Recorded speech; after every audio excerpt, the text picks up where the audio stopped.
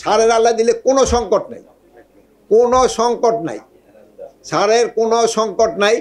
এবং সার আমাদের সাফিসিয়েন্ট সার রয়ে গেছে, এবং ভবিষ্যতে আমরা যতদিন আছি আল্লাহ দিলে সারের কোনো সংকট হবে না কৃষকের কাছে, এবং সারের কোনো দামও বাড়বে না, সারের কোনো দামও বাড়বে না।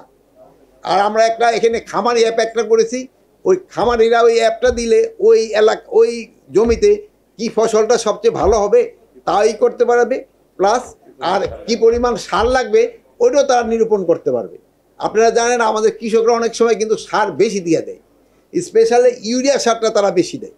ইউরিয়া সারটা দিলে এই গাছটা কিন্তু একটু বড় হয়ে ওঠে এবং সবুজ হয়ে ওঠে, কিন্তু ফলন কিন্তু বাড়ে না। ফলন এটা একটু আপনাকে প্রচার করতে হবে, ইউরিয়া সারে কিন্তু ফলন বাড়ে না।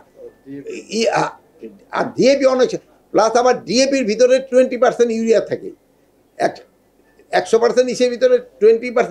এই জন্য হয় কি, ইউরিয়া সারটা আমাদের দেশে খুব বেশি দেওয়া হয়, এই ইউরিয়া সারে কিন্তু আমাদের জমিটা নষ্ট করে দেয় অনেক সময়। এই জন্য আপনারা একটু বলবেন যে ইউরিয়া সারে প্রয়োগটা যেন একটু কমে যায়। এখানে আপনাদের অনেক আছে কৃষি সম্বন্ধে লেখালেখি করেন এবং আপনাদের ভালো নলেজ আছে এটার উপরে, আপনারা এই জিনিসটা একটুখানি প্রচার করবেন।